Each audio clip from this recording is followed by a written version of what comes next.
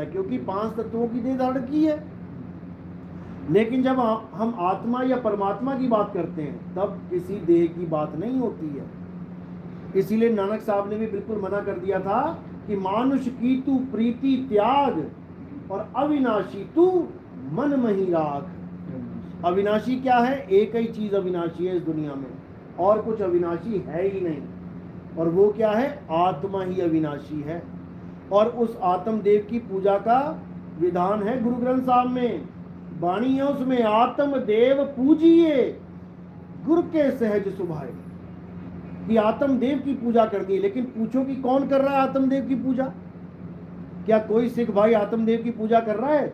हमें भी बता दे कि कैसे होती है आत्मदेव की पूजा। आत्मदेव की पूजा का मतलब होता है अपने निज स्वरूप को याद करना। ये है आत्मदेव की पूजा। और याद कौन कर रहा है? जीव याद कर रहा है। अज्ञानी जीव अपने आत्म स्वरूप को याद कर रहा है, तब जाकर वो पीव अवस्था को प्राप्त करेगा। तो कहते हैं भक्ति करके सबको मुक्ति मिलेगी, ऐसा कोई विधान नहीं है, क्योंकि भक्ति सत्य है ही नहीं किसी के पास। कोटि तो ब्रह्मा भये, यानी करोड़ों तो ब्रह्मा बन गए। कैसे बने ब्रह्मा? भक्ति करके। इंद्र कैसे बना जाता है? भक्ति करके। कोटि तो ब्रह्मा भये, क्योंकि सतभक्ति नहीं मिली तो ब्रह्मा बन गए। और कोटि भय ईश। ईश कौन है? ईश ब्रह्म है। कितने तो ब्रह्मा यानी कि भगवान बन गए जिनकी पूजा हो रही है मंदिरों में। कोटि तो ब्रह्मा भय, कोटि भय ईश, और साहिब तेरी बंदगी से जीव बने जगदीश। अगर सच्ची बंदगी मिल गई साहिब की तो ये जीव ही जगदीश हो जाएगा, कोई रोक नहीं सकता इसको। लेकिन मिले तो सही, ये 52 अक्षर को छोड़ने को तैयार नहीं है। और गुरु ग्रंथ साहब में बिल्कुल क्लियर बता रखा है कि 52 अक्षर लोक त्रय सब कुछ इन्हीं माही, ये आखर खिर जाएंगे वो आखर इनमें नाही। अब इससे ज्यादा कौन क्या बोले। गरीबदास जी कहते हैं 52 अक्षर लेख राम रंग होरी हो, वो अक्षर या में नाही। राम रंग होरी हो, कागज कलम कलेस राम रंग होरी हो, वो रहा शेष का शेष राम रंग होरी। और क्या लिखे बताओ? इतना खोल के समझा के लिख दिया, लेकिन इन लोगों को समझ में ही नहीं आ रहा है। कहते बिना मंत्रों के कोई पार नहीं हो सकता। मैं कहता हूं मंत्र जप के कोई पार नहीं हो सकता। एक है रूप न रंग न रेख, प्रभु 3 गुणाते भिन्न, तिसी बुझाए नानका बूझना पहना। हाँ तिसी बुझाए नानका, हाँ जिस होवे प्रसन्न। बूझना पहना, बुझाएगा वो, बूझना नहीं पहना। पहले वो बुझाएगा, बूझोगे तो तब। पहले बुझाएगा। सोई गुरु पूरा कहाए, 2 अक्षर का भेद बताए, एक छुड़ाए एक लखाए। जब लखाए कह दिया उसको बुझाई कह देते हैं, यानी पहेली को बुझा दिया, अज्ञान को अलग कर दिया, ज्ञान को सामने बता दिया। तो ये छोटी सी बात है लेकिन समझ में नहीं आती। अब क्या कह रहे हैं गुरबाणी में? 52 अक्षर जोरे आन, सकिया न अक्षर एक पहचान। अब बता दो किसने एक अक्षर को पहचान लिया? सारी उम्र हो गई बाणी पढ़ते, दाढ़ी सफेद हो गई, लेकिन उस एक अक्षर का किसी को समझ में नहीं आ रहा। उठा के फिर वही मंत्र जप रहे हैं, अलग से अलग, अलग से अलग, अलग से अलग। वो एक अक्षर क्या है? वो इन्हीं 2 अक्षरों में से एक अक्षर है जिसका लखाव कराया जाता है। सोई गुरु पूरा कहा है, 2 अक्षर का भेद बताए। पहला अक्षर कौन सा? 52 अक्षर, जिसको बोला 52 अक्षर जोरे आन। अब इस अक्षरों को छुड़वा देगा। 2 लखाने के बाद, 2 बताने के बाद एक छुड़ाए, ये 52 छुड़ाए, एक लखाए। अब वो एक अक्षर लखाए। वो एक अक्षर क्या है? वो तुम्हारा निज स्वरूप है, आत्म स्वरूप है। इस हड्डी के ढांचे को, इस मांस के लुथड़े को, इस आंख को, कान को, नाक को, इन अंगों को चला कौन रहा है? ये कूलर किससे चल रहा है? वो है एक अक्षर। उस एक को जानना है, और वो एक आत्मा है। तो साहिब कह रहे हैं जब लगना चीनोगे आत्म तब लगना मिली है परमात्म। तुम घी को प्राप्त करना चाहते हो, लेकिन बाल्टी की बाल्टी दूध तुम नाली में फेंक रहे हो कि ये घी नहीं है, फेंको इसे, हमें तो घी चाहिए। ये घी नहीं है, इसको फेंको, हमें तो घी चाहिए। ओ भाई मेरे, उसी में घी है, वो नाली में फेंक दिया तूने घी। केवल ज्ञान ना होने के कारण, पहचान ना होने के कारण अपनी आत्मा को तुम तुच्छ मान लेते हो और इन 52 अक्षरों को महान मान लेते हो कि इनको बिना जपे मेरी मुक्ति नहीं हो सकती। साहिब क्या समझा रहे हैं? अरे ब्रह्म बड़ा की जहां से आया और वेद बड़ा की जिन निर्माया, ई मन बड़ा की जही मन माना, राम बड़ा की राम ही जाना। जो सोच रहे हैं बिना राम जपे राम नहीं मिलेगा, साहिब कह रहे हैं ये राम बनाया किसने नाम? अगर 52 अक्षर ना होते, का खा गा या रा ला वा, ये लाइन ना होती तो तुम राम का रा कहां से लेके आते? पा फा बा भा माँ, ये लाइन ना होती तो माँ कहां से लेके आते? तुम रा और माँ जोड़ के कैसे बनाते? ये समझ में नहीं आ रहा है। वाहिगुरु का वाह कहां से लाए, हा कहां से लाए, गा कहां से लाए, रा कहां से लाए, मात्राएं कैसे लगाई? इन 52 अक्षरों की वजह से लगाई। तो साहिब कह रहे हैं 52 अक्षर जीव आधारा, आदि अक्षर जीभ्या से न्यारा, वाही को सत सिमरण कहिए, सिमर सिमर नर उतरो पारा। 52 अक्षरों को जब के पार नहीं उतर सकता कोई, इसी भवसागर में धक्के खाने पड़ेंगे। तो कह रहे हैं जो नर पड़े 52 के फेरा, सो नर जानो काल के चेरा। जब 52 का टूटे डोरा, सहजे छूटे काल झकोरा, फिर नहीं आए फिर नहीं जाए, उस सार शब्द में रहे समाये।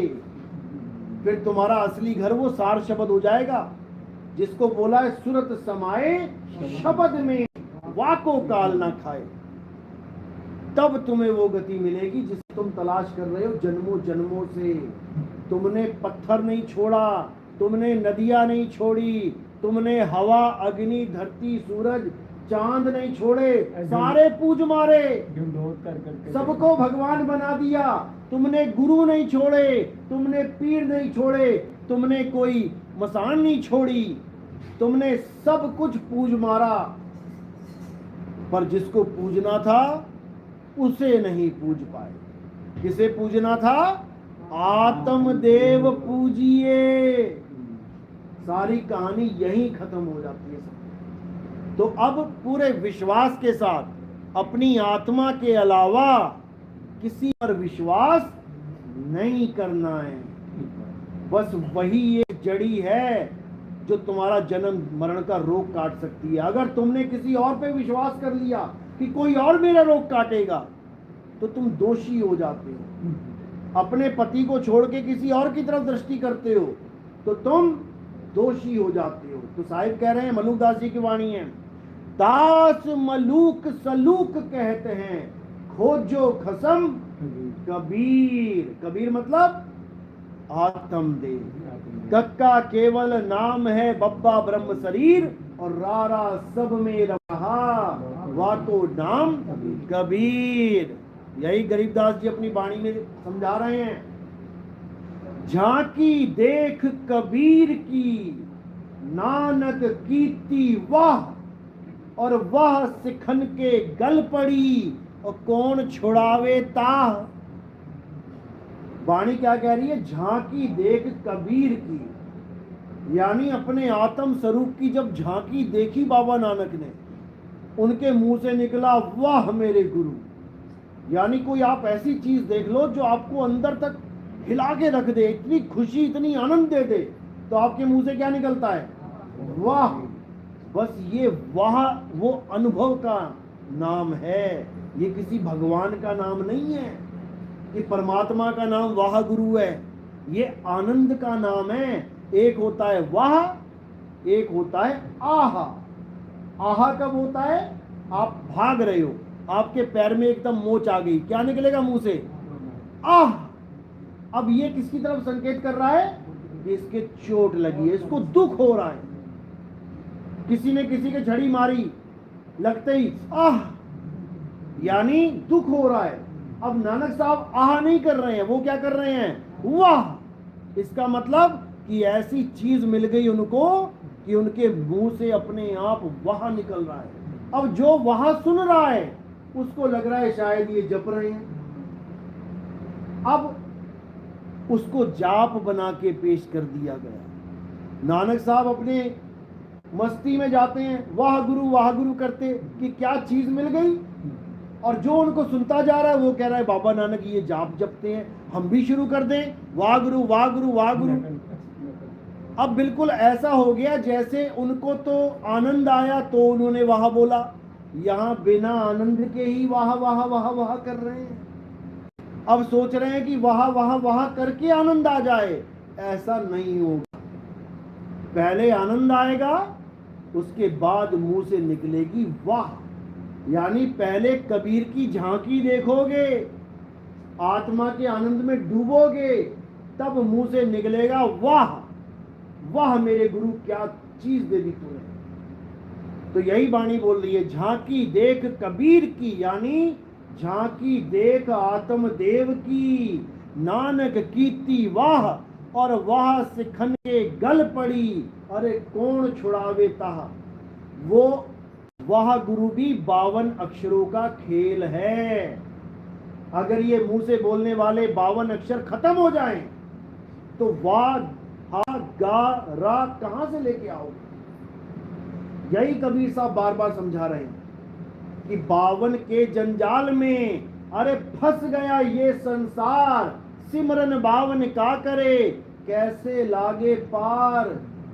पीना था पानी और जपने लगे पानी के नाम, जल वाटर नीर तोय पानी, जल वाटर नीर तोय पानी, जल वाटर नीर तोय पानी। सारी उम्र जपते रहो तब भी प्यास नहीं बुझेगी, और जब पानी मिल जाएगा तो एक भी नाम जपने की जरूरत नहीं। बस कोई बता दे पानी कहाँ पड़ा है, भैया नाम मत जपो, अंदर पड़ा है पानी मटके में, वहां जाके पी लो, सारे नाम खत्म। इसी को बोला एक छुड़ाए एक लखाए, पानी के नाम छुड़ाए पानी लखाए, तब प्राणी निज घर को जाए। तब निज घर को जाएंगे, और निज घर क्या है, निज घर है 11वां द्वार। अभी तक तो 10 ही द्वार सुने हैं सबने, 9 द्वार नहोदर फीके, रस अमृत 10वें चुईजे। अभी तक तो 10वें द्वार की बात चल रही है, लेकिन ये अमृत क्या है, 10वें से अलग है कि 10वां ही है। ये अमृत ही 11वां द्वार है। 9 दरवाजे प्रगट कीते, 10वां गुपत रखाया, गुरु द्वारे लाई पावनी, इकना 10वां द्वार दिखाया। आ गया ना 11वां द्वार। ये 11वां द्वार ही शब्द द्वार है। अरे शब्द बिना सुरत आंधरी, अरे कहो कहां को जाए, द्वार न पावे शब्द का, फिर भटका खाए। शरीर के तो द्वार पता लग गए इसको 10, लेकिन शब्द का द्वार कहां है। काया के 10 द्वार पता लग गए, लेकिन शब्द का द्वार कहां है।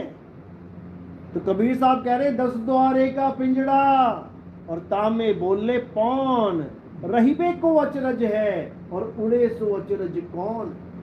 एक तोते को पिंजड़े में रखा हो तोता, एक दरवाजा होता है उसका, एक दरवाजा खोल के तुम रात भर सो जाओ, सुबह मिलेगा तुम्हें तोता?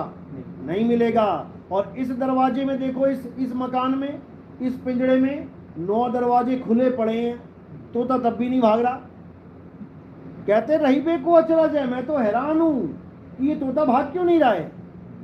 और उड़े सो अचरज कौन, और कोई कहे कि मेरा पिता छोड़ के चला गया, तो अचरज क्या है, 9 दरवाजे तो खुले ही थे पहले से, कभी भी निकल जाता।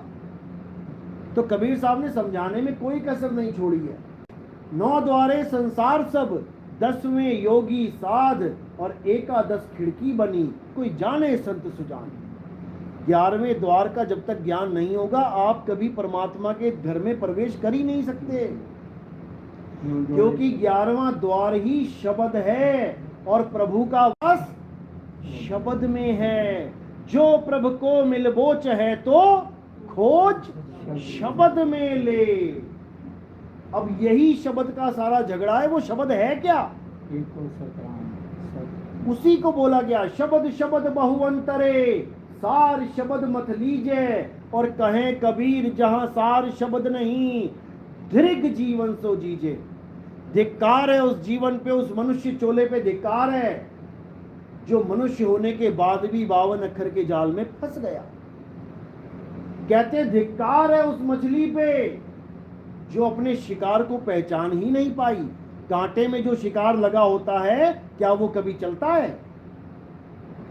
मछली जीवित शिकार पकड़ती है तो वो चल रहा होता है, और कांटे वाला शिकार कैसा होता है? रुका हुआ एक जगह में, ना हिले ना डुल्ले, जड़। चेतन मछली जड़ को नहीं पहचान पाती कि ये जड़ है, इसको मैं नहीं खाऊं, और उसको खा के फंस जाती है। इसी प्रकार हम चेतन जीव जड़ को नहीं पहचान पा रहे हैं कि जड़ क्या है। अरे ये 5 तत्व जड़ है, ये काया जड़ है, ये अक्षर जड़ हैं। जड़ को परमात्मा मान के बैठ गई है, और जो चेतन है, जो सबको चला रहा है, उसको समझ ही नहीं पा रही है, उस आत्मा को जान ही नहीं पा रही है। तो कबीर साहब समझा रहे हैं, फिर कह रहे हैं कबीर आत्म ज्ञान का और पड़ा नगर में शोर। जिसको देखो आत्मा आत्मा, किसी को भी पूछो, आप किसी भी दुकान पे, किसी भी मकान पे, किसी भी राह चलते आदमी को पकड़ लो एक बार और उसको पूछो, भैया क्या तुमने कभी आत्मा का नाम सुना है? क्या एक भी तुम्हें मिलेगा हिंदुस्तान में जो कहेगा नहीं? आप लोग ने आत्मा का नाम सुना है ना? हाथ खड़े करो जिसने सुना है।